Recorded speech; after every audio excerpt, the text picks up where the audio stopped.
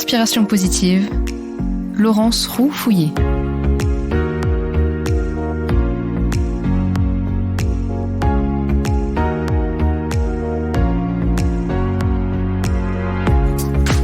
Je vous souhaite la bienvenue dans cette nouvelle émission sur Fréquence Protestante. Inspiration positive, c'est l'émission qui respire le bien-être et vous souffle les bonnes idées ou les conseils, mais découvre aussi pour vous des lieux ou des initiatives qui rendent notre quotidien ou notre environnement plus agréable. Alors on se retrouvera une fois par mois, le mardi à 18h, et j'espère que vous aurez plaisir à nous suivre. Aujourd'hui, donc, le thème que j'ai choisi pour cette première émission, je vais vous proposer, et on va le faire ensemble, de répondre à cette question: comment devenir une famille zéro déchet ? Et pour cela, je suis allée pour vous découvrir la maison du zéro déchet à Paris, et d'ailleurs on y fera un petit tour. Alors que vous soyez plutôt Greta Thunberg ou Nicolas Hulot, ou tout simplement un citoyen responsable, l'avenir de la planète ne vous laisse certainement pas indifférent. Et vous savez sûrement que le poids des déchets que nous produisons pèse lourd sur l'équilibre environnemental, mais aussi sur notre budget. On verra que réduire ces déchets, c'est pas seulement bon pour la planète, ça peut être aussi bon pour la santé, et c'est bon aussi pour l'économie, pour nos économies. Effectivement, nos poubelles débordent. Carton d'emballage, bouteilles plastiques, pots en verre et autres déchets alimentaires. Il faut savoir qu'un Européen produit en moyenne 590 kg de déchets par an, dont 90 kg transitent uniquement dans la seule poubelle de notre foyer. Alors des volumes qui ont des conséquences sur notre environnement. 200 kg de déchets chaque seconde arrivent dans l'océan, et à court terme dans le ventre des poissons, et puis à moyen terme, on le sait bien, dans nos assiettes.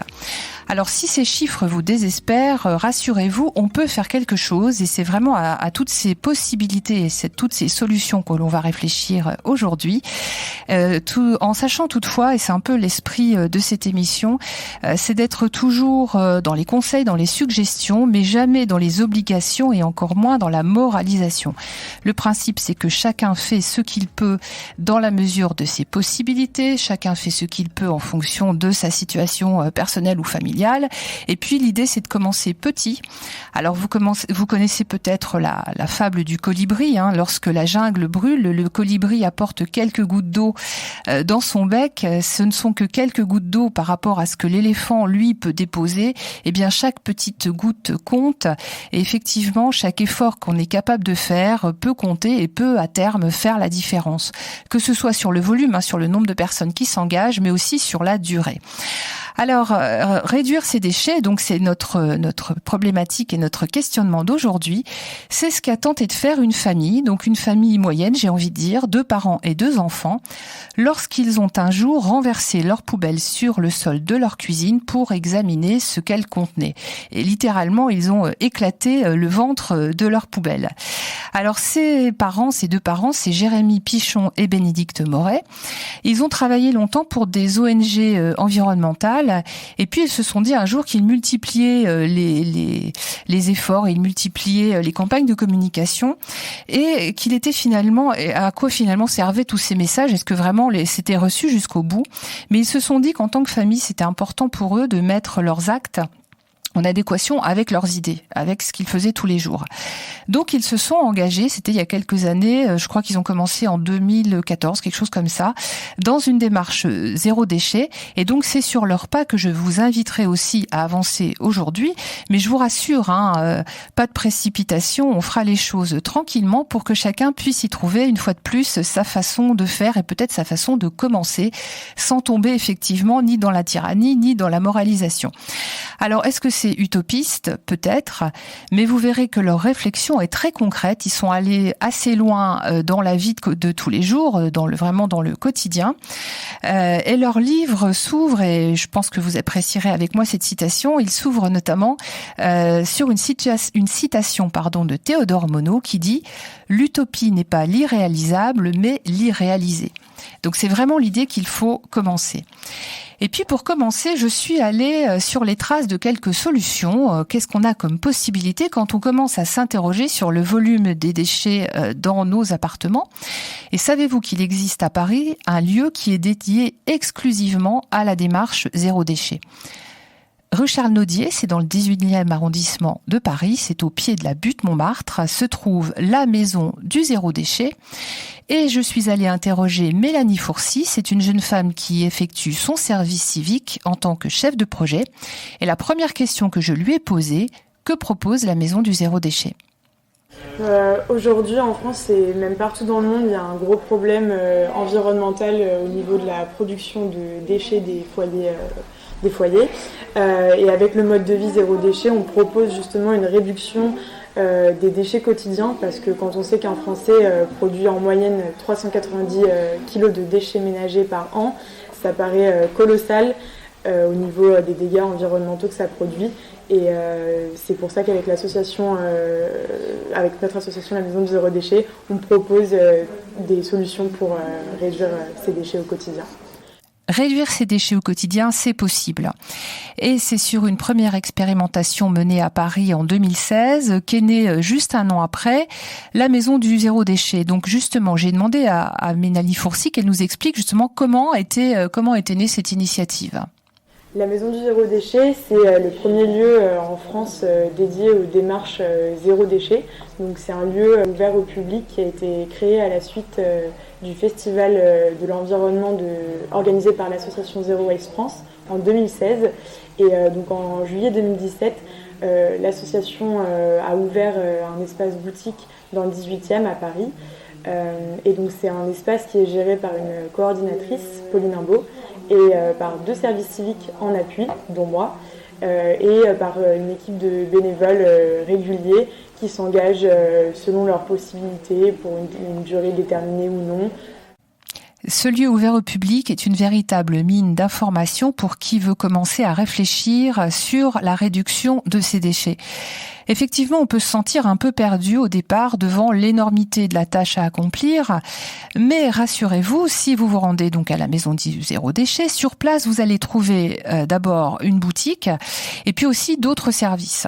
Dans la boutique, on trouve aussi un espace pour tout ce qui est produits de cuisine, donc des sacs à vrac pour aller faire ses courses alimentaires en vrac. On trouve aussi des gourdes pour éviter d'acheter des bouteilles d'eau en permanence. On a aussi un espace entretien ménager avec des produits ménagers que vous allez pouvoir, des kits pour confectionner soi-même des produits ménagers.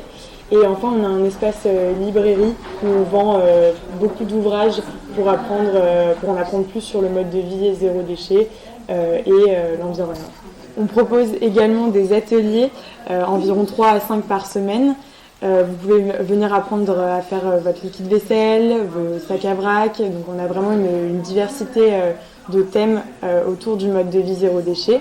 Et enfin, on propose des conférences ou des projections de films suivies de débats, parfois des dédicaces de livres avec des auteurs environnementalistes. Donc en fait, on a toute une diversité d'ateliers et d'activités pour vous accompagner au quotidien dans votre démarche zéro déchet. Alors effectivement, lorsqu'on regarde le programme des ateliers qui sont proposés sur place, on peut voir que les idées ne manquent pas. Je vous donne quelques idées, quelques pistes. Comment faire ses courses en mode zéro déchet ? Alors vous êtes peut-être comme moi, quand je rentre de faire mes courses, je commence par jeter un certain nombre de choses que j'ai achetées. Alors non pas achetées, mais en tout cas que j'ai portées. Les cartons, les emballages, notamment je pense aux emballages des yaourts. Donc finalement, il y a d'autres manières de consommer les mêmes produits mais avec moins d'emballage, on y reviendra tout à l'heure. Alors dans les ateliers, vous avez aussi coudre ses sacs à vrac, fabriquer soi-même son déodorant et son dentifrice, le zéro déchet peut s'appliquer à toutes les pièces de la maison, faire son liquide vaisselle et ses éponges Tawashi. Alors j'adore l'éponge Tawashi parce qu'elle répond à une des interrogations de la mère de famille, c'est celle des chaussettes orphelines. Si vous avez des chaussettes orphelines, c'est-à-dire des chaussettes que vous mettez régulièrement dans la machine à laver gravez par 2 et il n'en ressort qu'une seule, et vous ne savez pas quoi faire de celle qui reste, eh bien sachez qu'on peut fabriquer avec, alors pas seulement des chaussettes, ça peut être des collants, des vieux tissus, etc., ces fameuses éponges qui sont très très pratiques pour la vaisselle. Voilà, c'était une petite parenthèse. Et puis il y a un atelier dont le titre laisse tout à fait rêveur qui s'appelle Autopsie de votre poubelle. Alors cet atelier en particulier, c'est justement cette réflexion, je vous le disais tout à l'heure, cette première étape par laquelle ont commencé les auteurs du livre Famille presque zéro déchet, donc Jérémy Pichon et Bénédicte Moret. Vider sa poubelle, c'est la meilleure manière de mieux comprendre comment chacun peut agir en fonction de sa consommation et de ses habitudes. Eh bien, avant de rentrer dans leurs conseils pratiques, ça sera la deuxième partie de cette émission, je vais vous inviter à une respiration musicale avec Jean-Louis Aubert.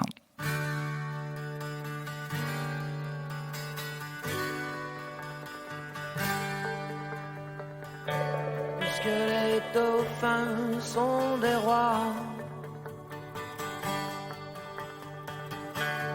Seul le silence s'impose. Puisqu'il revient à qui de droit de tenter les métamorphoses.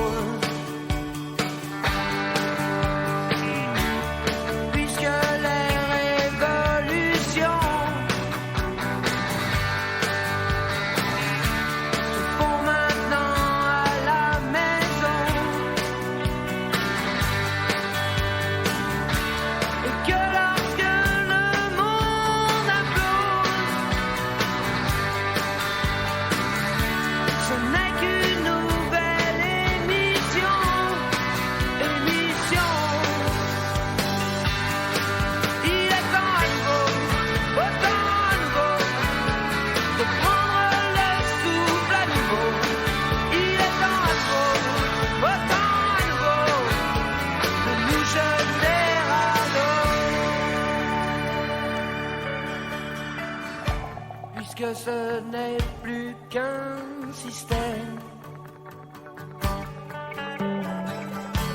et sa police américaine.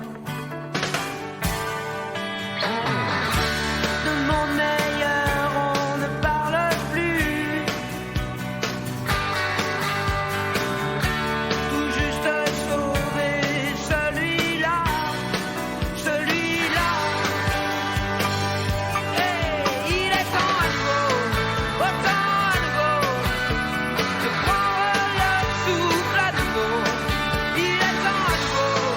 Oh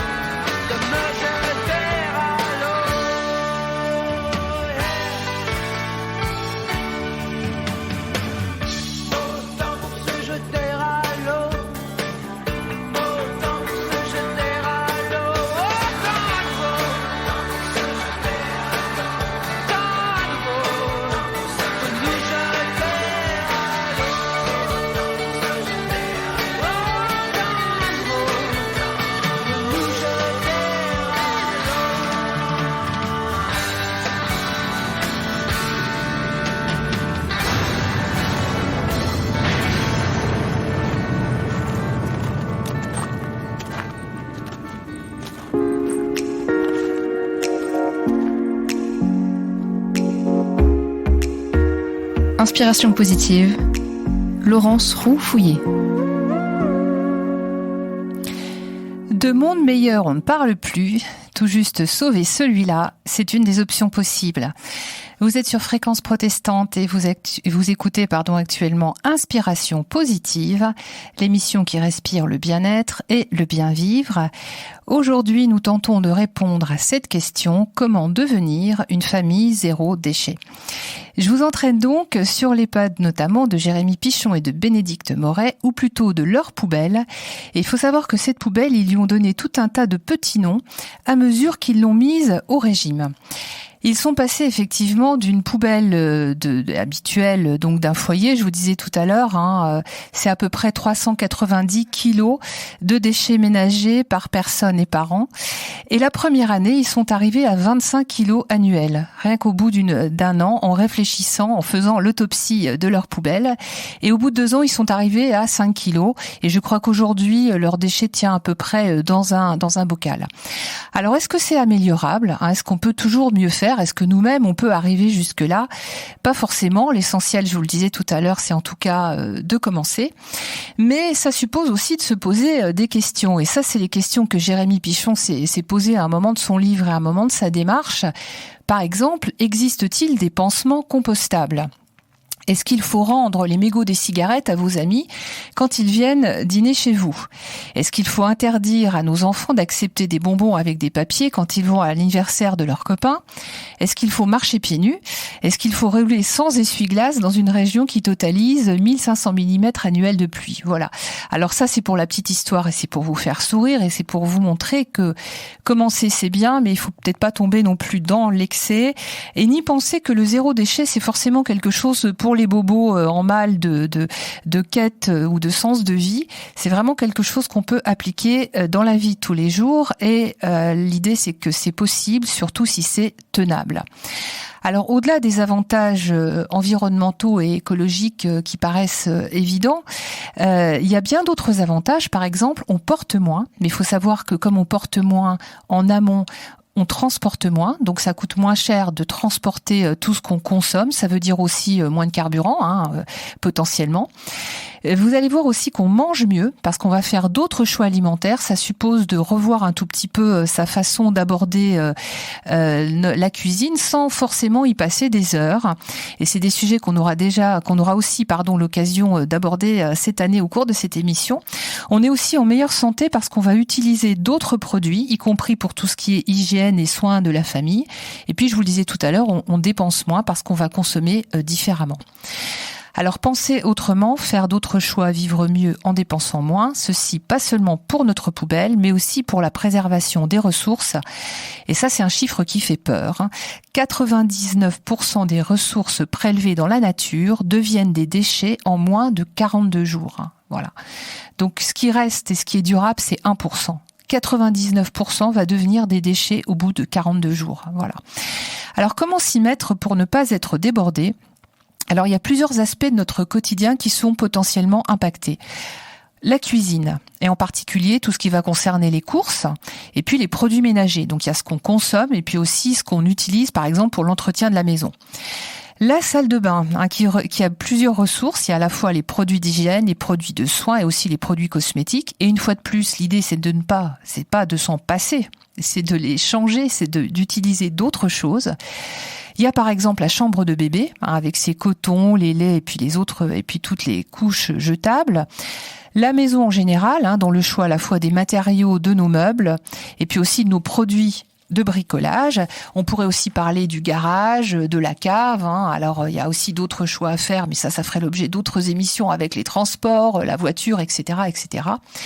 Mais en tout cas, si on veut s'engager dans une démarche zéro déchet, le premier conseil, c'est de faire simple. De commencer peut-être par une chose, quelque chose qui vous parle, et peut-être que j'espère en tout cas que dans cette émission, vous avez déjà trouvé quelques idées. Et peut-être de commencer par une pièce. Et moi, je vais vous proposer quelques idées pour une pièce qui est assez consommatrice en déchets et puis en produits qui sont pas forcément toujours bons pour la nature, c'est la salle de bain. Alors, 3 types d'actions. Vous allez ce soir regarder votre salle de bain et vous allez vous demander ce que vous pouvez déjà commencer à changer. Alors, finissez bien évidemment ce que vous avez déjà. Si c'est pour jeter tous vos produits à la poubelle, ça n'a pas beaucoup d'intérêt. Mais la prochaine fois, comment vous allez pouvoir modifier certaines de vos habitudes ? On estime en général qu'un changement d'habitude, il faut à peu près 3 semaines. Quand on veut adopter une nouvelle habitude, un changement de consommation, ça va être peut-être une fois, plusieurs fois. Mais l'essentiel, c'est de commencer. Première action, on va regarder tous les produits jetables que l'on a et qu'on peut remplacer par des produits durables ou lavables. Les cotons-tiges. Je vous signale, si vous ne le savez pas encore, que les cotons-tiges en plastique seront interdits à compter du 1er janvier 2020. Donc c'est tout bientôt. On n'en trouvera plus en tout cas dans les commerces. Alors la première chose, c'est peut-être d'utiliser des cotons-tiges avec des petites tiges en bois. Mais il y a quelque chose qui est encore beaucoup plus simple, c'est ce qu'on appelle l'auriculi. L'auriculi, c'est un petit bâtonnet en bambou. Alors par exemple, à la maison du zéro déchet, il y en a, mais on en trouve assez facilement dans les boutiques bio. Et c'est un petit bâtonnet qui va permettre de se nettoyer les oreilles sans plus créer de bouchons d'oreilles et que vous allez garder très très longtemps. Pour les cotons démaquillants, on va les remplacer par leur équivalent en tissu. Et on trouve des cotons démaquillants en coton, vraiment en tissu de coton. On en trouve aussi en bambou, qui est beaucoup moins gourmand à produire en eau. Donc tant qu'à faire, on va joindre l'utile à l'agréable. Et puis dernière chose, on peut aussi les coudre soi-même. On peut fabriquer ses propres cotons démaquillants avec des restes de tissu, des chutes de tissu qu'on peut avoir à la maison. Les serviettes jetables peuvent être remplacées par leur équivalent lavable. On peut avoir une cup à la place des tampons. Et un autre chiffre qui fait peur, en tout cas moi en tant que femme, ça me touche.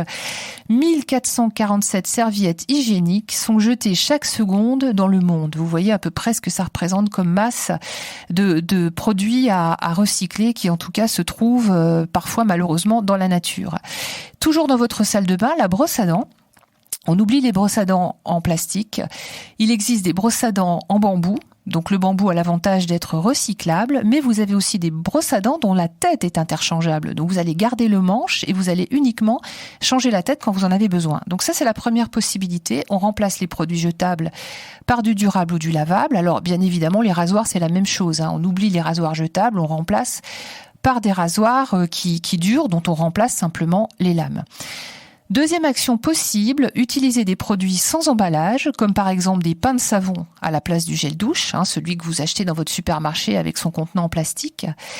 Le shampoing existe aussi aujourd'hui sous forme solide. Alors c'est super facile, on le fait mousser sous la pomme de douche et puis on peut se laver les cheveux exactement de la même façon.